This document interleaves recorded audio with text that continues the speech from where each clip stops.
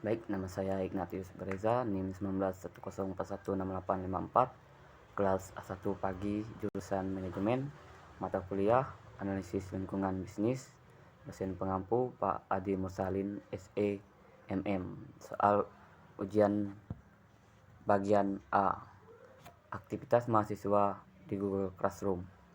Yang pertama, apakah Anda selalu hadir dalam kuliah analisis lingkungan bisnis? Mengapa?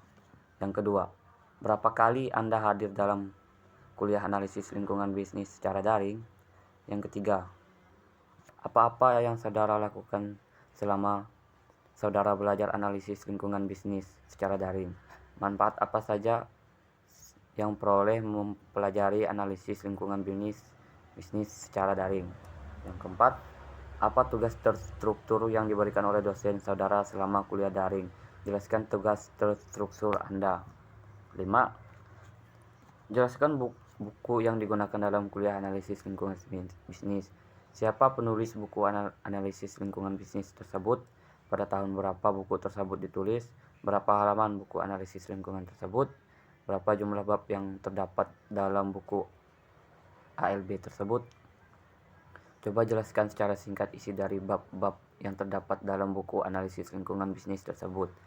Bagaimana pendapat Anda mengenai buku analisis lingkungan bisnis tersebut, dan apa manfaat yang Anda peroleh membaca buku analisis lingkungan bisnis tersebut? Yang keenam, bagaimana kuliah daring ALB memberi kesan kepada Anda? Platform media apa yang digunakan oleh dosen dalam memberi kuliah analisis lingkungan bisnis? Baik, saya akan menjawabnya. Jawaban nomor 1, ya, saya selalu hadir karena saya sering melihat jadwal sesuai jam kuliah. 2. Ya, saya selalu hadir dan saya tidak terlalu ingat berapa kali tidak hadir, tetapi saya tidak sampai batas yang ditentukan. Jawaban yang nomor 3, banyak mencari materi di Google, banyak yang dipelajari seperti memahami konsep serta contoh yang diberikan. Yang keempat, tugas terstruktur saya.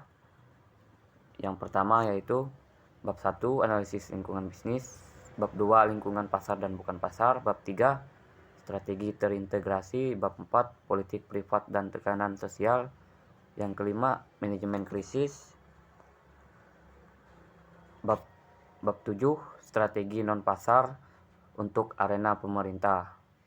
Jawaban nomor 6 yaitu buku yang digunakan adalah buku ajar analisis lingkungan bisnis, penulis buku Adi Mursalin SEMN, buku berjumlah 640 halaman, jumlah bab 15 bab, sangat bagus. Kemudian banyak sekali manfaat yang saya dapatkan. Kesan saya banyak sekali yang saya pelajari dari mata kuliah ini, jadi saya dapat mengetahui dan menganalisis lingkungan di sekitar saya. Media yang digunakan dosen yaitu WA, Meet, dan Google Classroom.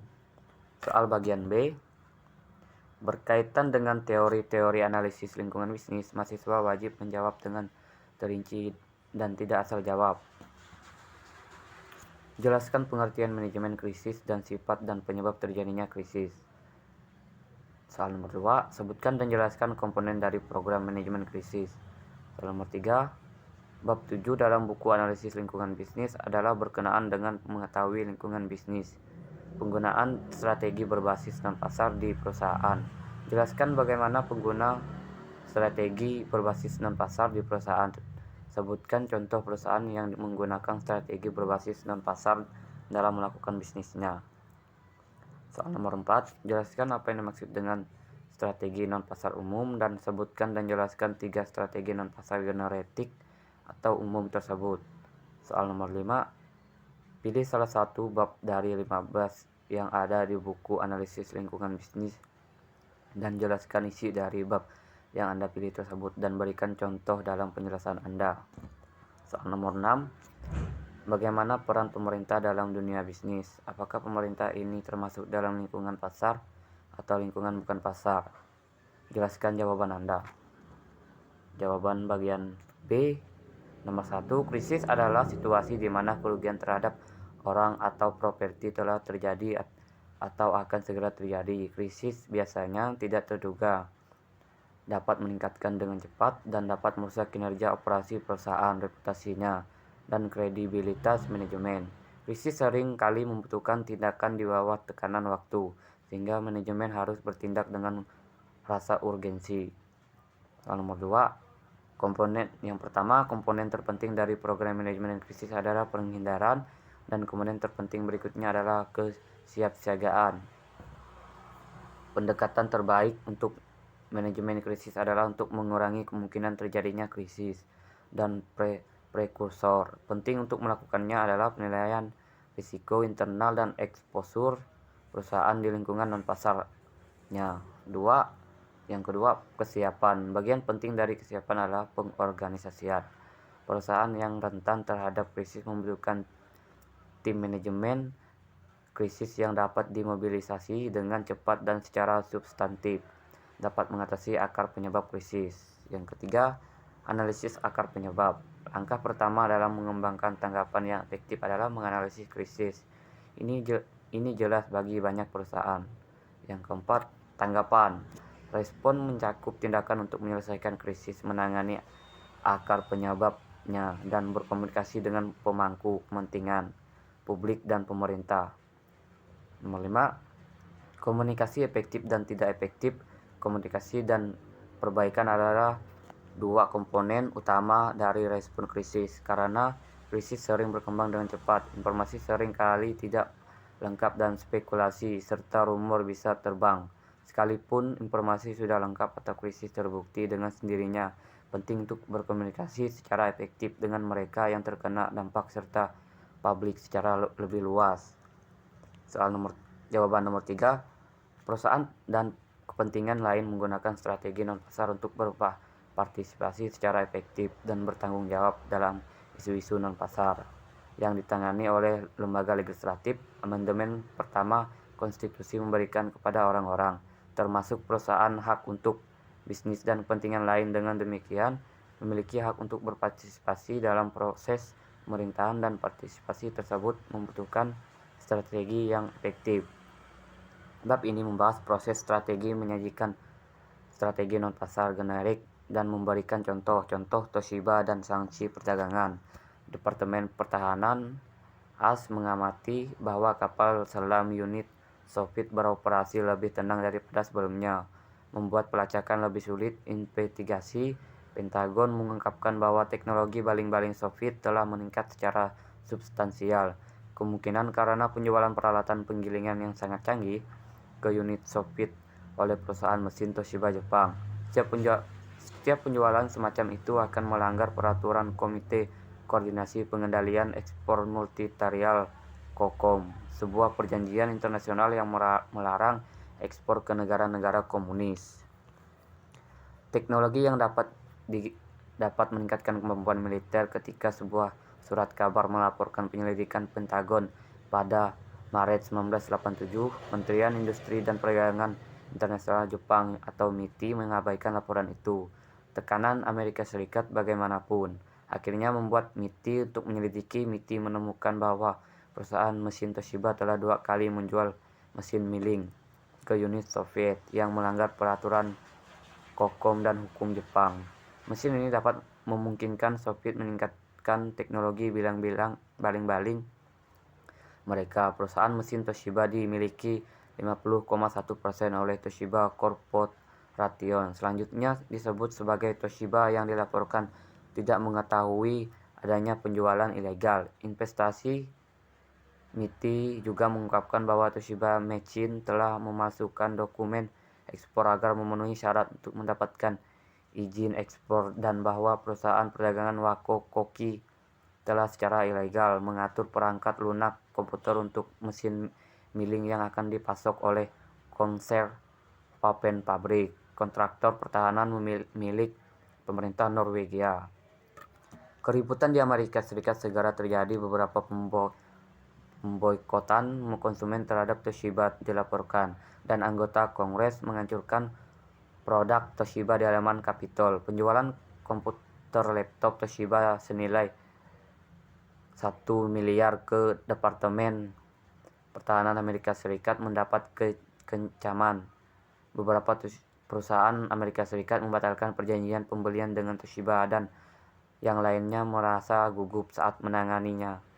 Perusahaan politik yang sangat ingin mewakili konstituen yang marah atas penjualan mesin penggilingan. Pada pertengahan Juni, DPR mengeluarkan resolusi tidak mengikat yang meminta Departemen Luar Negeri untuk meminta kompensasi dari Jepang atas kerusakannya. Tagihan yang melarang penjualan Toshiba ke Departemen Pertahanan dan melarang semua impor Toshiba ke Amerika Serikat untuk jangka waktu 2 hingga 5 tahun. Dipercepat melalui Kongres. Sanksi yang dijatuhkan secara legislatif tampaknya sudah pasti. Jawaban nomor 4.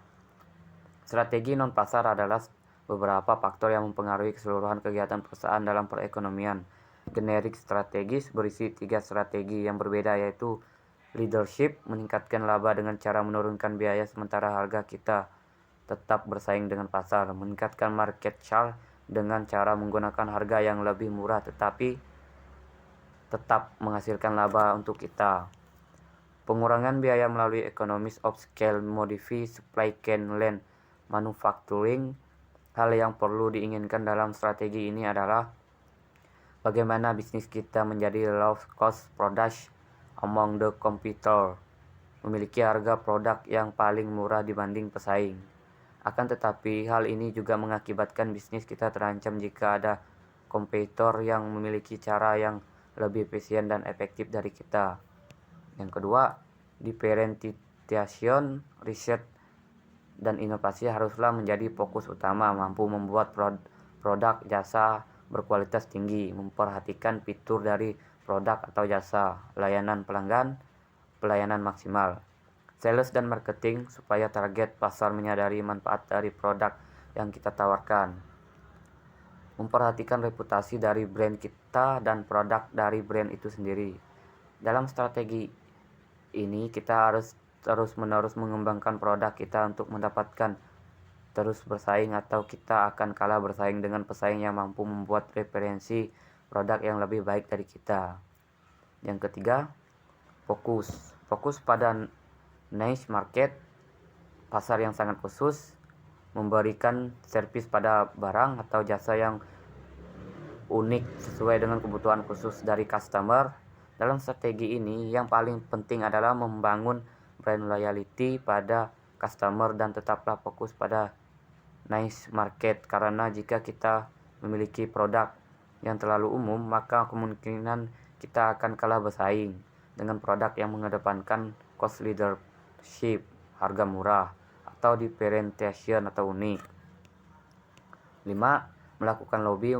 Melobi adalah komponen sentral dari sebagian besar referensi dan strategi informasional. Lobby adalah komunikasi strategi dari informasi yang relevan secara politik kepada pejabat pemerintah.